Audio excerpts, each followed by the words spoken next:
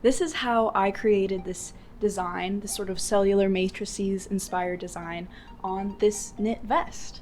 This tutorial is supposed to work in conjunction with the knitting pattern that I released for this vest. You can find it on my Etsy, and let's get going. Before you begin, you'll need felting needles, scissors, and roving wool. When I started, I was trying to use scrap yarn that I had as felting material, but it didn't take me long to realize that it was not working. You could definitely use scrap yarn if you have strong enough vision, but it just wasn't giving me the ability to manipulate it as much as I wanted. I couldn't really get it as thin or as thick as I wanted, and it was very frustrating for me to try to use regular yarn. So I would recommend using roving wool for this project. I started by creating one small box shape and then elongating a few of the lines of that box and making those lines branch out to create other boxes. Something that I felt really helped bring it all together was creating the thicker bits of roving wool around the intersections of the boxes. It sort of helped give the cells or the boxes shape and give it more directionality. Also, I recommend varying the thickness of your lines. I tried to have thicker lines closer to the bottom of the sweater and thinner lines towards the top. This also helps make the piece more visually interesting and gives it a kind of a flow.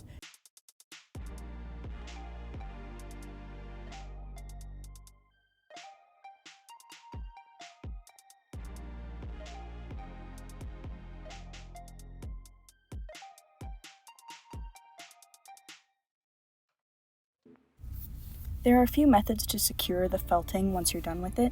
You can either steam block it with some hot steam, or you can throw it in the dryer for a couple seconds. Make sure it's a little bit damp, and then after a few minutes it will kind of coagulate, and you'll be able to see when you take it out that the felting has changed texture. It will cause your vest to shrink slightly. However, the measurements that are listed on the pattern have factored in the shrinkage of throwing it in the dryer. After being in the dryer, I found it helped a lot with the overall look to clean it up a little bit after.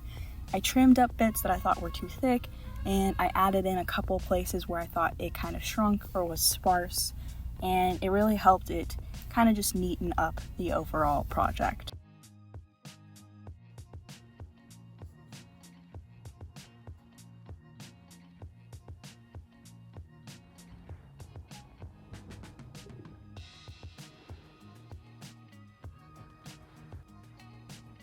Final thoughts on the pattern and the design. I like the back more. Not exactly sure what's so different between the front and the back. I don't know, I just feel like the back flows a lot better. You can see that there's just a lighter presence up top, a heavier one at the bottom. I shot for something similar here. I feel like maybe the V kind of hampered my help.